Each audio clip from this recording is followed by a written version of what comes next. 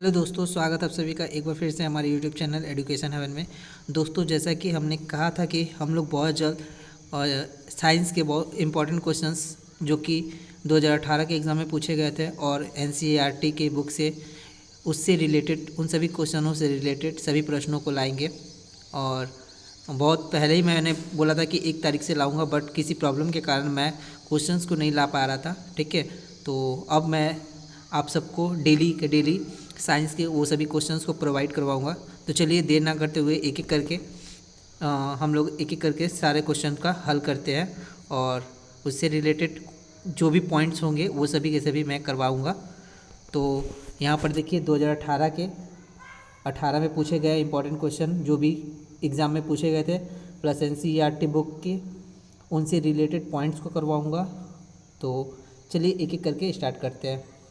तो दोस्तों, साइंस का पहला जो क्वेश्चन है वो है हमारा, जब तक किसी पिंड पर असंतुलित बल लागू किया जाता है तब तक इसकी डैश में नियंत्रण परिवर्तन होता रहता है।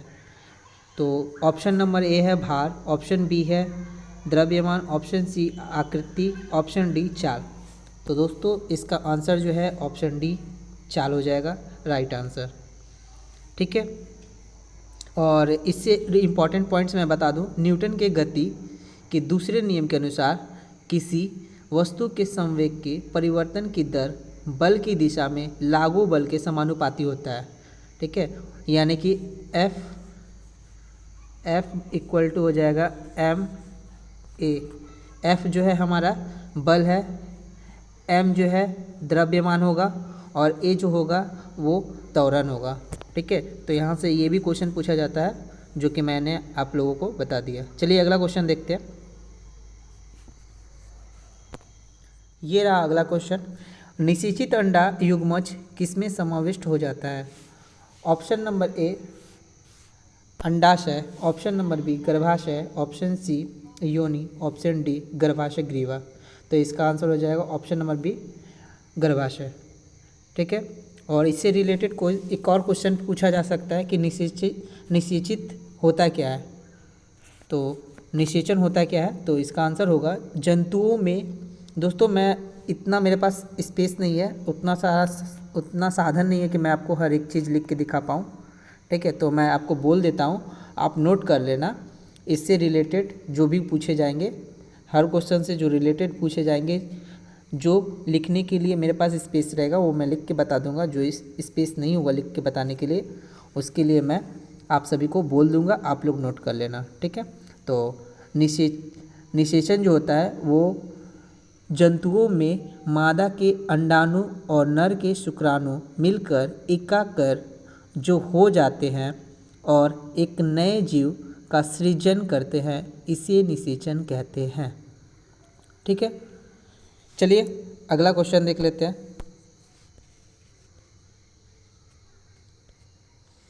अगला क्वेश्चन है, निम्नलिखित में से कौन से तत्व का रासायनिक प्रतीक लैटिन से लिया गया है? तो ऑप्शन नंबर ए हो जाएगा आपका aluminium, option B chlorine, option C carbon, option D iron. तो इसका आंसर हो जाएगा ऑप्शन नंबर डी आयरन। ठीक है, और भी बहुत सारे ऐसे तत्व हैं पीरियोडिक टेबल में जिन्हें लैटिन शब्द में लिखा गया है। ठीक है, तो उन सभी को आप एक बार नोट कर लेना और उन्हें भी याद कर लेना। चलिए अगला क्वेश्चन देख लेते हैं।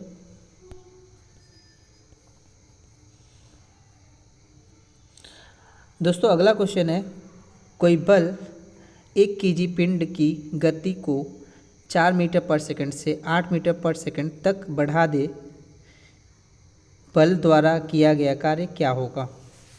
तो इसे हम सॉल्व करेंगे। हाफ एम, ठीक है, हाफ एम ब्रैकेट में हो जाएगा आपका यू स्क्वायर माइनस भी स्क्वायर। ठीक है, तो हाफ जैसे वैसे रहेगा, एम आपका क्या है 1 रहेगा, और यू बढ़ा हुआ जो है ना, यानी कि 8 का स्क्वायर 64 इंटू 8 का स्क्वायर इंटू एक, सॉरी यहाँ पर माइनस होगा, यहाँ पर आपका माइनस हो जाएगा और यहाँ पर 4 का स्क्वायर हो जाएगा। ठीक है, और इसको सॉल्व करेंगे। देखिए 8 का स्क्वायर कितना हो जाएगा 64 और 4 का स्क्वायर 16। 64 में से 16 को घटाएंगे तो क्या आ जाएगा 48, यानी कि हाफ इंटू 48। इसको काटेंगे तो क्या हो जाएगा 2 से 24 बार में, यानी कि 24 जूल हो जाएगा आपका राइट आंसर, यानी कि ऑप्शन नंबर सी। ठीक है, चलिए अगला सवाल, अगला क्वेश्चन देख लेते हैं। देखिए दोस्तों, अगला क्वेश्चन है, निम्नलिखित में से कौन सा न्यूटन की गति के तीसरे नियम का उदाहरण है। तो ऑप्शन है आपका पहला, तेजी से आती हुई क्रिकेट गेंद को पकड़ते समय क्षेत्ररक्षक गतिमान गेंद के साथ धीरे धीरे अपने हाथ पीछे की ओर ले जाता है। ऑप्शन बी, जब हम पैडल चलाना बंद कर देते हैं तो साइकिल धीमी हो जाती है। ऑप्शन सी, जब एक बस अचानक चलती होती है तब यात्रियों को पीछे की ओर झटका लगता है। ऑप्शन डी, रॉकेट लॉन्च करना। तो इसका आंसर जो है वो हो जाएगा rocket, option number D, rocket launch करना। ये न्यूटन की गति का तीसरा नियम है। ठीक है, तो ऑप्शन नंबर डी हो जाएगा आपका राइट आंसर। चलिए अगला क्वेश्चन देख लेते हैं।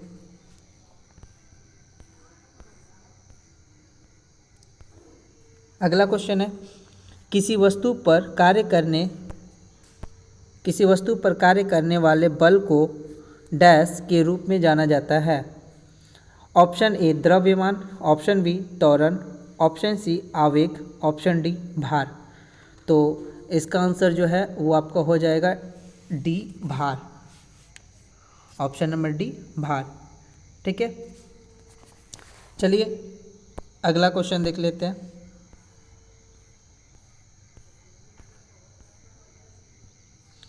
अगला क्वेश्चन है, जब कोई वस्तु वृत्तीय पथ पर गति करती है तो घूर्णन करती हुई वस्तु पर केंद्र की ओर लगने वाला बल कहलाता है, क्या कहलाता है। ऑप्शन नंबर ए कोणीय बल, ऑप्शन नंबर बी साधारण बल, ऑप्शन सी अभिकेंद्रीय बल, ऑप्शन डी गुरुत्वाकर्षण बल। तो इसका आंसर दोस्तों हो जाएगा आपका ऑप्शन नंबर सी अभिकेंद्रीय बल। ठीक है, और इसका एक फॉर्मूला आपका आ जाएगा F इक्वल टू हो जाएगा आपका mv² डिवाइडेड बाई r। ठीक है, और जो अपकेंद्रीय बल होता है वो केंद्र की ओर नहीं, केंद्र के विपरीत दिशा की ओर जाता है। ठीक है, चलिए अगला क्वेश्चन देख लेते हैं।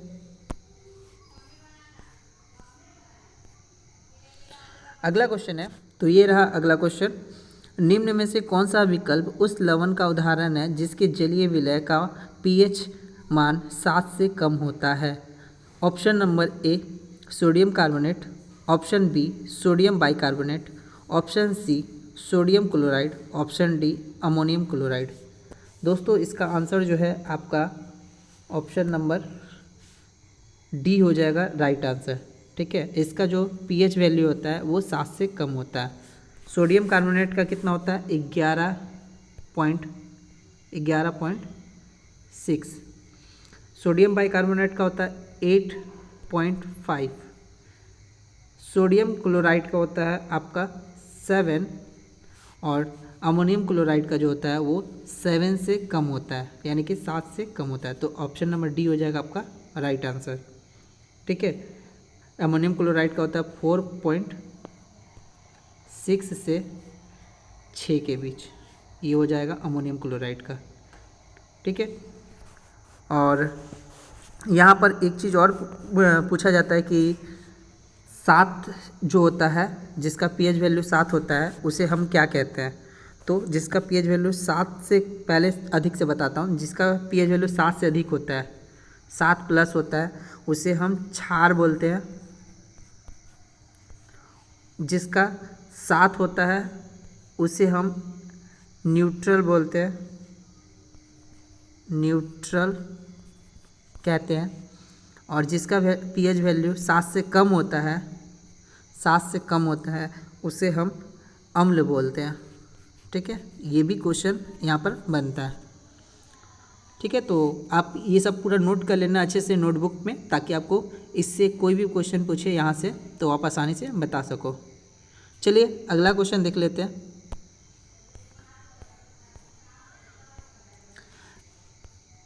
अगला क्वेश्चन है, धातु ऑक्साइड और हाइड्रोजन का निर्माण करने के लिए निम्नलिखित में से कौन सी धातु वाष्प के साथ अभिक्रिया करती है? Option A aluminium, B copper, C lead और डी सिल्वर। तो इसका आंसर जो है वो हो जाएगा आपका ऑप्शन नंबर ए एल्युमिनियम। ठीक है, चलिए अगला क्वेश्चन देख लेते हैं।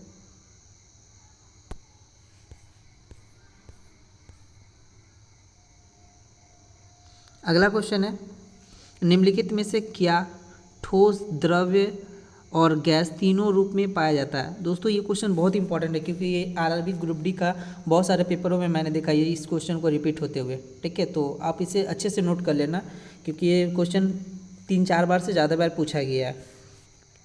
तो इसका ऑप्शन है पहला धातु, ऑप्शन बी निष्क्रिय तत्व, ऑप्शन सी अधातु, ऑप्शन डी उपधातु। तो इसका आंसर जो है वो आपका हो जाएगा ऑप्शन नंबर सी अधातु। ठीक है, ये तीनों रूप में पाया जाता है। चलिए अगला प्रश्न देखते हैं। अगला प्रश्न है हमारा, पौधों में लचीलापन के कारण होता है, यानी कि क्वेश्चन है कि पौधों में लचीलापन जो होता है वो किसके कारण होता है? Option A xylem, option B sclerenchyma, option C collenchyma, option D phloem. तो इसका आंसर जो है वो हो जाएगा आपका ऑप्शन नंबर सी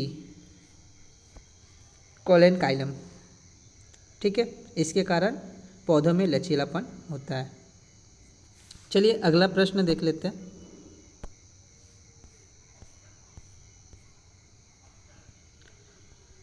अगला प्रश्न है, निम्नलिखित में से किस प्रक्रिया में ऑक्सीजन को हवा में छोड़ा जाता है? ऑप्शन ए प्रकाश संश्लेषण, ऑप्शन बी श्वसन एक्स, ऑप्शन सी वाष्पोत्सर्जन, ऑप्शन डी उत्सर्जन। तो इसका जो आंसर होगा, राइट आंसर होगा, वो हो जाएगा आपका ऑप्शन नंबर ए प्रकाश संश्लेषण में। आपको पता ही होगा प्रकाश संश्लेषण में ऑक्सीजन को हवा में छोड़ा जाता है और पेड़ पौधे कार्बन डाइऑक्साइड को एक्सेप्ट करते हैं, ग्रहण करते हैं। चलिए अगला प्रश्न भी देख लेते हैं।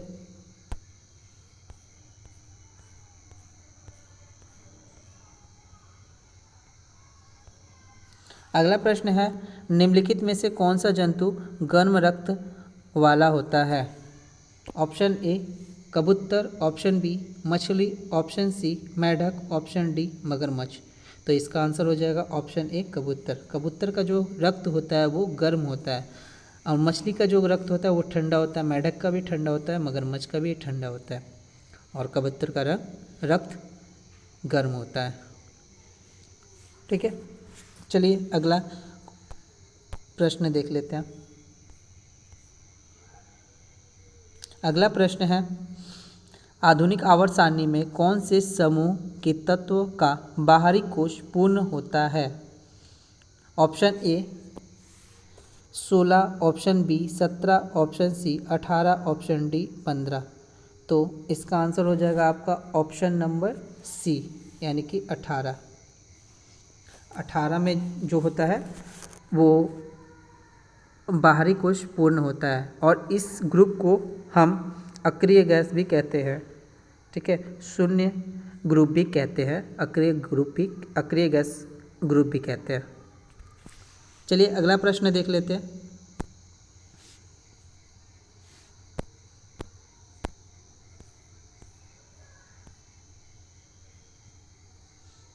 अगला प्रश्न है, पृथ्वी का द्रव्यमान कितना है?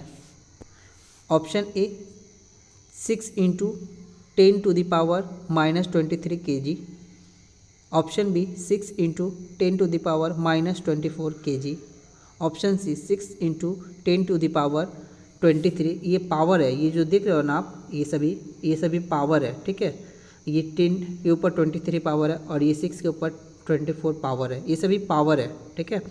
तो जो आपका आंसर है वो हो जाएगा ऑप्शन डी, यानी कि 6 × 10⁻24 kg, ये हो जाएगा आपका आंसर, पृथ्वी का द्रव्यमान। चलिए अगला प्रश्न भी देख लेते हैं। दोस्तों अगला प्रश्न देखने से पहले मैं आप सभी से एक बार विनती करूंगा कि प्लीज़ चैनल को सब्सक्राइब कर ले और बेल आइकन को ज़रूर से ज़रूर दबा लेना, ताकि इस तरह के अभी बहुत सारे, अभी तो ये आज का पहला वीडियो है साइंस का, इस तरह के बहुत सारे इंपॉर्टेंट क्वेश्चंस और उनसे रिलेटेड सभी पॉइंट्स को मैं आप सभी को करवाऊंगा, जो कि आपको रेलवे ग्रुप डी के एग्ज़ाम में और एनटीपीसी टायर 2 के एग्ज़ाम में बहुत ही ज़्यादा हेल्पफुल होगा। तो चैनल से जल्दी जुड़ जाए, और जिन्हें इन सभी का इस वीडियो का PDF चाहिए वो हमारे डिस्क्रिप्शन बॉक्स में व्हाट्सएप ग्रुप का लिंक दिया रहेगा और टेलीग्राम का लिंक दिया रहेगा, वहाँ से जा कर के आप हमारे ग्रुप में ऐड हो जाना और वहाँ से आप ये इसका PDF डाउनलोड कर लेना, ठीक है। चलिए अगला सवाल देख लेते हैं।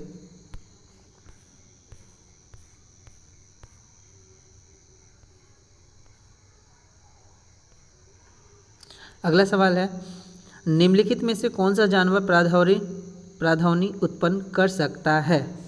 तो ऑप्शन नंबर ए हाथी, option B porpoises, option D shark, option C shark, option D पतंगा, ठीक है। तो इसका जो आंसर है वो ऑप्शन नंबर बी हो जाएगा, पारपोइसेस, ठीक है।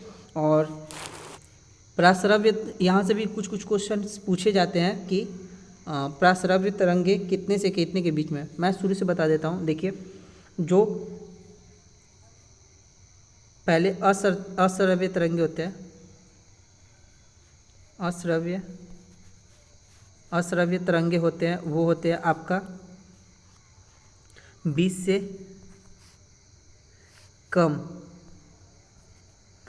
20 से जो कम होता है उसे बोलते हैं अश्रव्य तरंगे। और श्रव्य तरंगे जो होते हैं,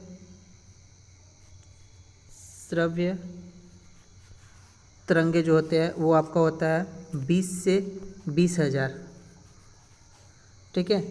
और प्राश्रव्य तरंगे होते हैं, प्राश्रव्य जो तरंगे होते हैं वो होते हैं आपका 20,000 प्लस, ठीक है। प्राश्रव्य तरंगे जो होते हैं वो 20,000 प्लस होते हैं। तो यहाँ से भी क्वेश्चन पूछा जाता है कि अश्रव्य तरंगे कितना होता है, तो 20 से जो कम होता है उसे हम बोलते हैं अश्रव्य तरंगे। श्रव्य तरंगे 20 से 20,000 के बीच में जो होता है उसे श्रव्य तरंगे बोलते हैं, और प्राश्रव्य तरंगे 20,000 प्लस जो होता है उसे प्राश्रव्य तरंगे बोलते हैं। और मनुष्य जो होता है वो श्रव्य तरंगों को सुनता है, ठीक है। मनुष्य जो होता है वो श्रव्य तरंगों को सुनता है, यानी कि 20 से 20,000 तक सुनता है। ऐसा अगर डेसिबल में अगर पूछा जाए आपसे तो 180 डेसिबल, मनुष्य ज़्यादा से ज़्यादा 180 डेसिबल तक सुन सकता है, ठीक है। तो यहाँ पर जो पॉइंट्स बन रहे थे इस क्वेश्चन से सभी के सभी मैंने बता दिए आपको, और आप अगर ये सभी के सभी नोट कर लेते हो और आप ये करके जाते हो तो आप एग्ज़ाम में आपको इससे कोई भी क्वेश्चन आता है तो आप आसानी से कर सकते हो, ठीक है। चलिए अगला प्रश्न देख लेते हैं।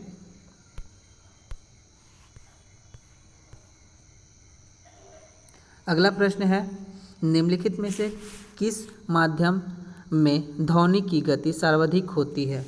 दोस्तों ये क्वेश्चन भी बहुत बार पूछा हुआ क्वेश्चन है और बहुत सारे पेपर में पूछा गया था ग्रुप डी के, और ALP के भी कुछ पेपरों में मैंने देखा था ये क्वेश्चन रिपीट किया गया था, ठीक है। तो यहाँ पर आपका हो जाएगा ऑप्शन ए ठोस, ऑप्शन बी द्रव्य, option C gas, option D निर्वात। तो आंसर हो जाएगा आपका ऑप्शन ए ठोस। ठोस में ध्वनि का जो गति होता है वो सर्वाधिक होता है, ठीक है। चलिए अगला प्रश्न देख लेते हैं।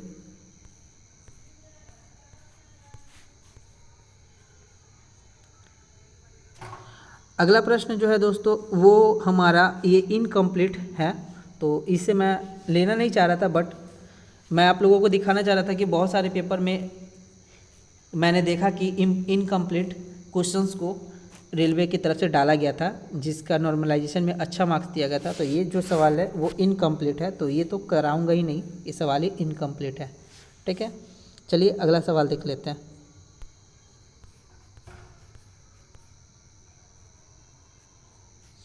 अगला सवाल है, एक सुचालक का प्रतिरोध निम्नलिखित में से किस कारक पर निर्भर नहीं करता है।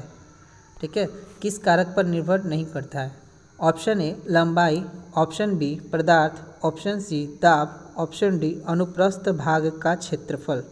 तो इसका आंसर जो होगा वो आपका ऑप्शन नंबर सी दाब हो जाएगा, राइट आंसर। ठीक है, चलिए अगला सवाल देख लेते हैं। अगला प्रश्न, अगला प्रश्न है दोस्तों, धावन सोडा के एक अणु में पानी के कितने अणु उपस्थित होते हैं। ठीक है, option A 5, option B 10, option C 8, option D 7। तो इसका जो आंसर है वो राइट आंसर हो जाएगा आपका 10। धावल सोडा के एक अणु में पानी के 10 अणु उपस्थित होते हैं। इसका सूत्र जो होता है वो अणु का सूत्र वो होता है Na2CO3 10H2O, ये उसका सूत्र होता है। देखिए यहाँ पर ये जो 10 है ना, यही पानी के अणु है। ठीक है, और यहाँ से आपका अनुभार अगर पूछ दिए कि अनुभार कितना होगा, तो अनुभार आपका हो जाएगा कितना 286। कभी कभी कुछ पेपरों में अनुभार भी पूछा गया था, बहुत सारे तत्वों का अनुभार पूछा गया था। तो यहाँ पर अगर पूछ दे आपसे धावल सोडा का अनुभार कितना होगा, तो वो हो जाएगा आपका 286 इज़ द राइट आंसर। ठीक है, तो दोस्तों ये था आरआरबी ग्रुप डी के पहले सेट के बहुत सारे इंपॉर्टेंट क्वेश्चंस जो मैंने आप सभी को करवा दिए। और इसके अलावा इसके बाद अब से डेली एक सेट चलेगा साइंस का, क्योंकि साइंस से बहुत सारे क्वेश्चन पूछे जाते हैं। 25 क्वेश्चन पूछे जाते हैं, और 25 में देखिए 25 लाना पॉसिबल रेलवे के पेपर में उतना नहीं है। झूठ बोलकर आपसे कोई फ़ायदा नहीं है। बहुत सारे यूट्यूबर आपको झूठ बोलकर पढ़ाते हैं कि 25 में 25 आ जाएगा, 25 में 25 आ जाएगा, बट ऐसा कोई टीचर नहीं है जो 25 के 25, क्योंकि कुछ क्वेश्चन तो गलत ही रहते हैं ना, कुछ क्वेश्चन तो गलत ही रहते हैं रेलवे के। तो 25 में 25 आएगा कहाँ से। हाँ, 25 में 25 नहीं, 25 में 20-22 ज़रूर आ जाएगा अगर आप सही से पढ़ोगे तो। ठीक है, तो उस तरह की पढ़ाई करने के लिए आप हमारे चैनल से ज़रूर जुड़ जाए, और साइंस के सारे क्वेश्चन आप हमारे चैनल के द्वारा करें।